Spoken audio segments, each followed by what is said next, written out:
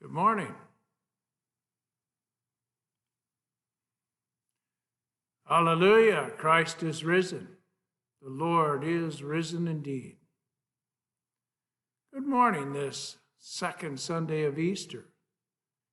Here in Juneau, we've been holding on to the tail of winter. The snow this past week has fallen in tiny crystalline motes some hours, and in others it's wafted down in giant splats that covered the landscape in minutes. Yesterday, Bruce Simonson stood outside on 4th Street directing choir from cars, and in the space of a few verses of We Shall Overcome, his wild hair turned into a magnificent 18th century-looking powdered wig.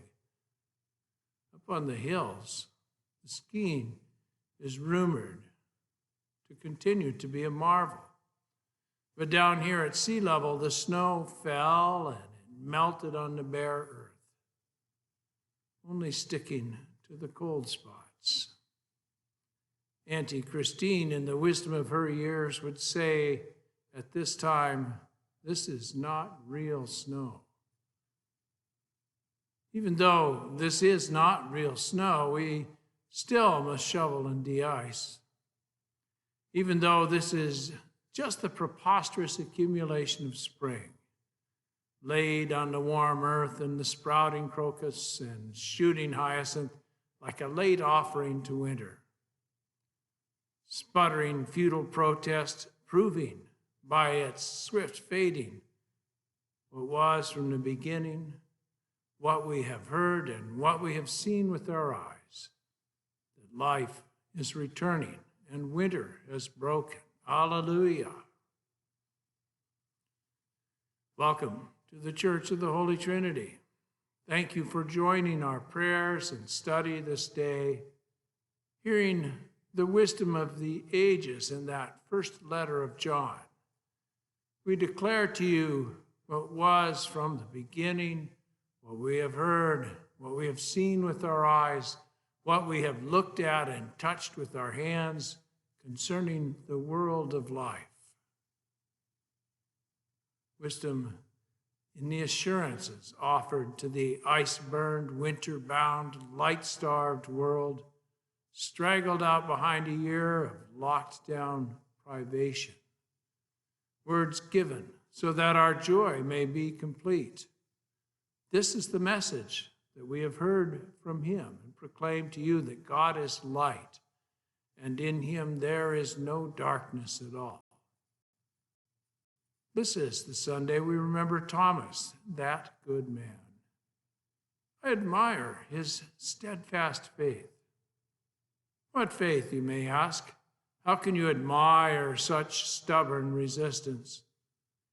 Yes, I know. And that is exactly the faith I admire. When disaster fell, Thomas stood fast. When Lazarus died, Jesus went to Mary and Martha, and the disciples tried to dissuade him. They were afraid of stoning. But then Thomas said, "Let us also go, that we may die with him." And they went. And 4 days after he died, Lazarus was brought by Jesus from death in the tomb. Now, once again, with the authorities riled against him, Jesus and the disciples faded back toward the wilderness. Then Caiaphas prophesied that Jesus would soon die for the nation. And the disciples lay low until Jesus led them back. First, they stopped for dinner at the home of Mary and Martha and Lazarus, and the next day they went into Jerusalem. That was the day we call Palm Sunday. That was quite a stir, and afterward, Jesus went into hiding again. Jesus stayed in hiding, moving between a room in the city and a garden across the Kidron Valley. John tells us that Thomas was with him during that time, asking Jesus, "Tell us where you're going so that we can know the way." When Judas brought the soldiers and the police, Jesus identified himself and he offered no resistance. This, says John, was so the others would not be arrested. From then, through the time of the Passion, we lose sight of Thomas. We are told Peter and one other, known to the high priest, followed along to the courtyard of the high priest. There's no reason to think this other one was Thomas. Could have been, but no reason to say so. We're told that the next day when Jesus was crucified, Mary, the blessed mother of Jesus, her sister Mary, the wife of Clopas, Mary Magdalene, and the disciple Jesus loved stood nearby. Most scholars think that the disciple was John, the disciple that Jesus loved. Now, Joseph of Arimathea and Nicodemus are identified as the ones who placed Jesus in a new tomb in a garden nearby. And then it was Mary of Magdala who found the tomb empty. And it was Peter and the disciple Jesus loved that came to her call and then left her there, mourning, to go and tell the others. And thus it was the love of Mary that brought her to be the first to see the risen Lord. And it was evening that day, the first Easter, when Jesus came to them in the locked room. But Thomas, who was called the twin, one of the 12, was not with them when Jesus came. So the other disciples told him, "We have seen the Lord." But he said to them, "Unless I see the mark of the nails in his hands and put my finger in the mark of the nails and my hand in his side, I will not believe."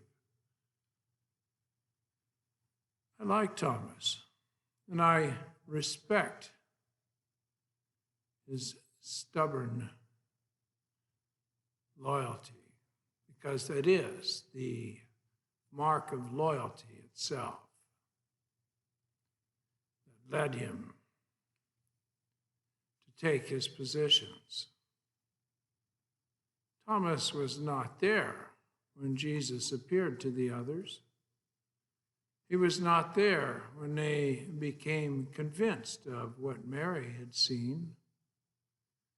They were convinced by what they heard, what they saw with their eyes, what they looked at, and what they touched with their hands. Thomas wanted to know where Jesus was going so he could follow, even if that meant to his own death.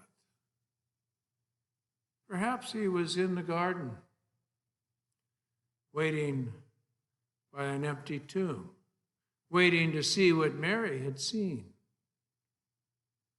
He didn't care to just go along with the others. He'd seen them bending and wavering from fear, and in the circumstances, he held on to what was reasonable to him, that which he himself had observed.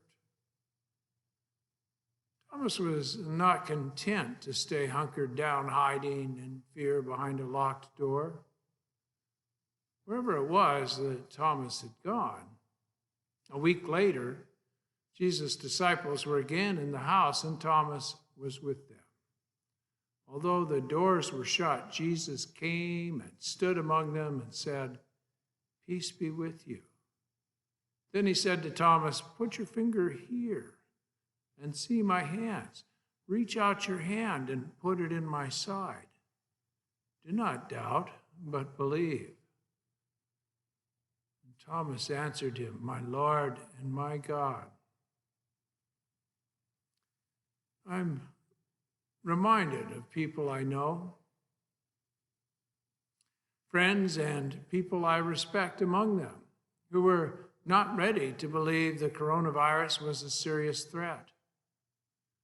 Some said they would not mask or isolate, but would follow where the Lord led them, even if it was into death.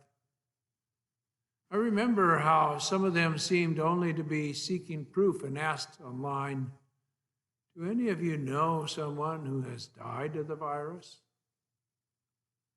Although there are still a few asking such questions, many must answer affirmatively. And today the disease is still taking a toll. While vaccination is rapidly occurring among those ready to receive it, others mistrust the vaccine and avoid it. And still others, having been vaccinated, are ready to throw off caution.